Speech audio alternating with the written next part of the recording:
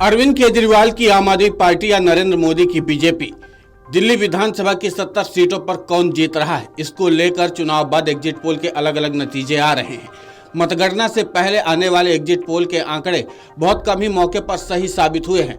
ऐसे में आइए इन 5 आंकड़ों से समझते हैं कि असल में दिल्ली की लड़ाई कौन जीत रहा है। दिल्ली विधानसभा चुनाव में आम आदमी पार्टी और भारतीय जनता पार्टी के बीच सीधा मुकाबला है, लेकिन कांग्रेस पूरी लड़ाई को त्रिकोणीय बनाने में जुटी हुई है।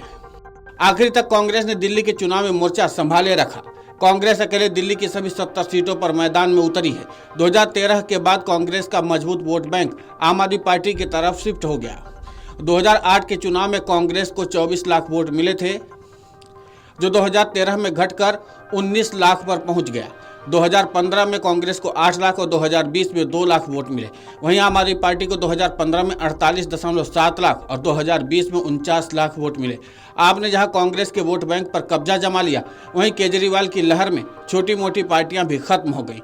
कांग्रेस अगर इस बार मजबूती से वापसी करती है और पुराने वोट बैंक को हासिल कर लेती है तो आपकी मुश्किलें बढ़ सकती हैं। यानी कांग्रेस अगर 15 लाख के आसपास अपना वोट ले आती है तो इसका सीधा नुकसान दिल्ली के दंगल में अरविंद केजरीवाल की पार्टी को होगा। कांग्रेस अगर 15 लाख से कम वोट लाती है तो आपके सेहत पर ज़्यादा फर्क नहीं पड़ेगा। दिल्ली में दलितों के लिए 12 सीटें रिजर्व हैं। इस तरह से सीलमपुर, ओखला समेत 8 सीट ऐसी हैं जहाँ मुस्लिमों का दबदबा है। यानी कुल 20 सीटों का गणित दलित और मुस्लिम ही तय करते हैं। दिल्ली में 1998 से इन सीटों पर बीजेपी कोई खास असर नहीं डाल पा रही है। इस बार दलित और मुस्लिम बहुल सीटों पर जीत के लिए बीजेपी ने बड़ी मोर्चेबंदी की है। एक तरफ जहां करोल बाग जैसी दलित सीटों पर पार्टी ने राष्ट्रीय उपाध्यक्ष दुष्यंत गौतम को मैदान में उतार दिया है, तो वहीं दूसरी तरफ मुस्लिम बहुल मुस्तफाबाद से मोहन सिंह बिष्ट को मैदान में उतारा है। दलित और मुस्लिम बहुल 20 सीटें कुल 70 सीटों का करीब 30% है, जो सरकार बनाने के लिए काफ़ी अहम माने जाते हैं। बीजेपी अगर इन 20 सीटों पर बढ़िया प्रदर्शन करती है या इन इलाकों का वोट अन्य पार्टियों में बढ़ता है, तभी बीजेपी की राह आसान हो पाएगी। दिल्ली में करीब 15 से 20% स्विंग वोटर्स हैं, जो लोकसभा और विधानसभा में अलग अलग मुद्दों पर पार्टियों को वोट करते हैं।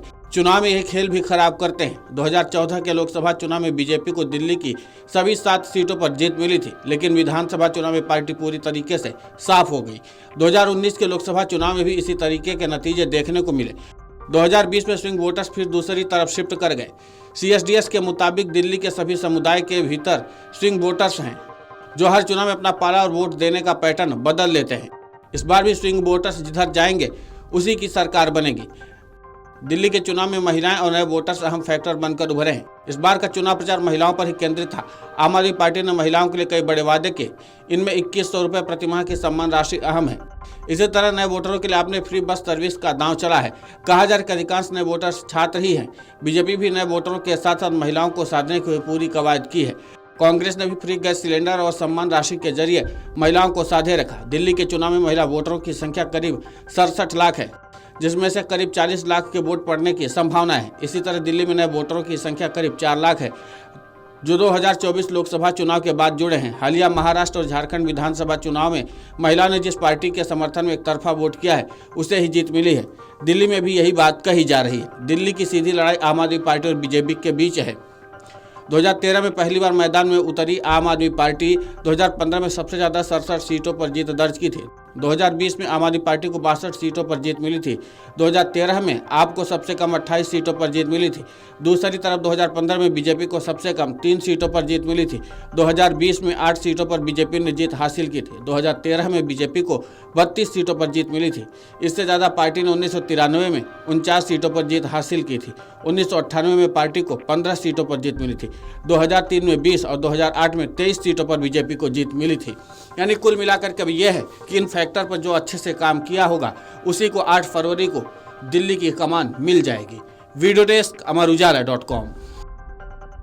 अमर उजाला जीवांजलि के सारथी की मदद लें और महाकुंभ में स्नान जरूर करें।